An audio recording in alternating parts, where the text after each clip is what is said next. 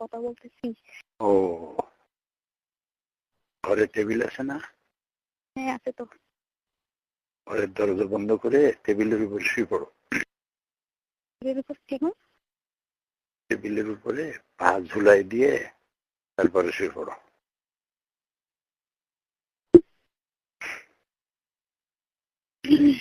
আর একটা স্টাইল। তারপর টেবিলের উপরে শুয়ে পা দুটো ঝুলাই রেখা, তারপরে দুই পায়ের মাঝখানে দাঁড়ানো। আপনি দাঁড়াবেন? দাঁড়ায় মেশিন চলবে। মেশিন চলবে? হুম কোথায়? আপনি যে আমাকে বেশিক্ষণ সময় দেন না। হাত দুটো থাকবে বুকের উপরে, আর পা দুটো ভাগ করা থাকবে টেবিলের উপরে শোয়া থাকবে। আপনি দাঁড়িয়ে দাঁড়িয়ে?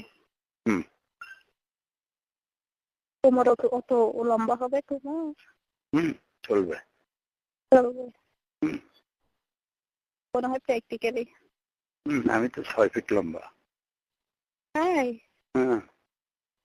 আপনি যেমন লম্বা আপনার জিনিসটাও লম্বা হবে, তাই না? হ্যাঁ, ওইটা লম্বা আছে 7.5 ইঞ্চি।